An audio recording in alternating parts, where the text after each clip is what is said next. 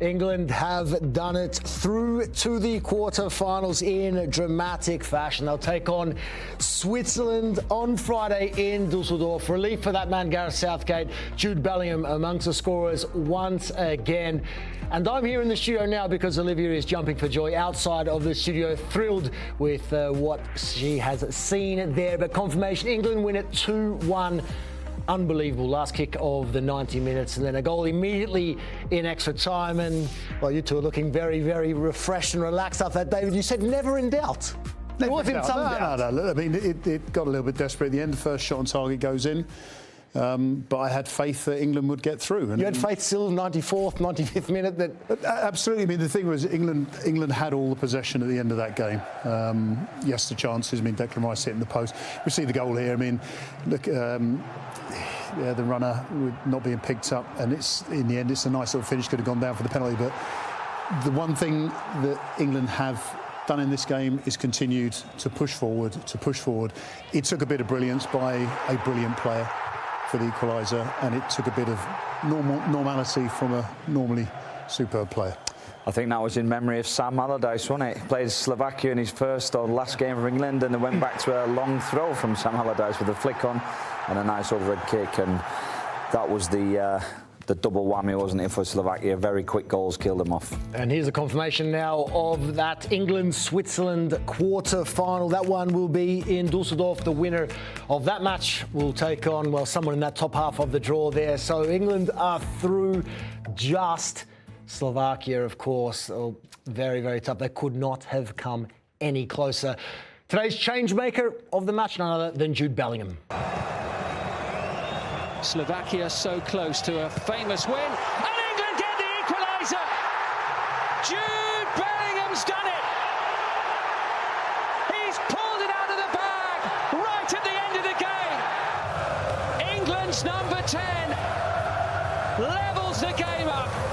Jude Bellingham, our change maker of the match there. Another important moment. Their first shot on target. His third goal at an international tournament. That now equals Scholes, Beckham and Lampard.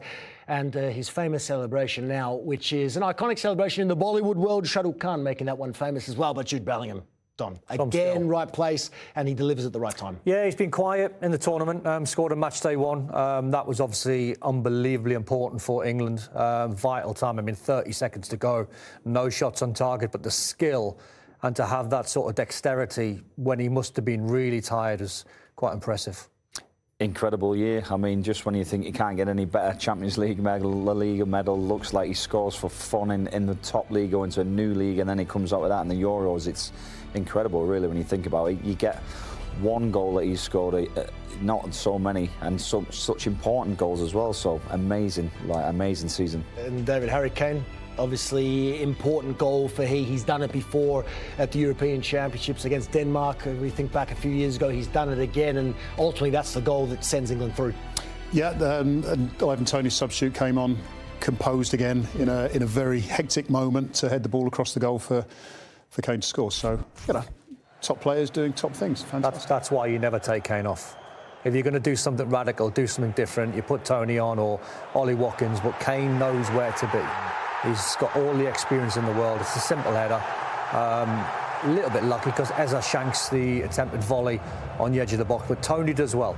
Tony's influence here good. He came on very late. Really good. Obviously played a part in the first goal assist here. But what you're taught there is you're not trying to pick anyone out. You're not trying to score. You just got to make sure in your peripheral vision you might just see a white shirt and you just help it back into an area. And that's exactly where you want Kane. He's never missing that. I mean, it looks a simple header, but if you watch it back from the angle that shows you it, Kane sets off just before Toney's even headed it, and that's the difference. So he ends up getting a load of space in the right place at the right time, but it's anticipation, because that's the instinct of a natural-born striker. You know, there's defenders in there. Why is there no defender on the end of it? Because Kane's one step ahead because of his instinct and the way that he thinks. So England go through. Certainly some questions still to be answered by Southgate, but look, they're there in the quarterfinals. They're building steadily, and they will now take on Switzerland in Dusseldorf. Now, though, our focus changes to Cologne. Thoughts about Manchester United and Everton.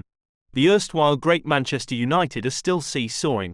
A draw with Spurs on the 14th of January saw them win 5 straight games, albeit most of them just barely.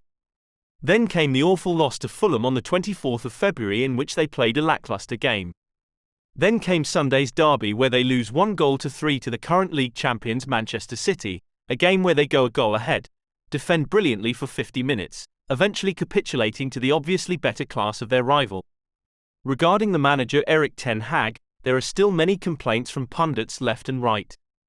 The lack of clear sense of direction or style of play, lack or poor quality of man management, and constant poor recruitment of players. Since the 25% takeover of Man United by Jim Ratcliffe, it was hoped that Man United will progress to a more successful direction under his watch. Some pundits even think that Ten Hag might even be replaced come next season. Yet the stats show that he did not do too badly. He managed 61 wins in all competitions in his first 100 games, which actually is better record than either Mikel Arteta with 54 and Jurgen Klopp with 50. Thoughts on Arsenal and Tottenham? If not for that one-week blip where they lost to Aston Villa and bow out of the Champions League, Arsenal have been by far the most impressive team this season. They have the best defensive record. They blow teams away by huge margin of goals, which leave them with the top goal difference, worth a point at least. Even after that week of disappointment, they are now pretty much faultless. It is not their choice, however. They have to be, because reigning champions Manchester City have games in hand, which if they win all the remaining games, there is nothing Arsenal can do about it. They will be crowned champions for the 4th consecutive time. But the way Arsenal played this season, it will be a shame if they did not win the Premier League.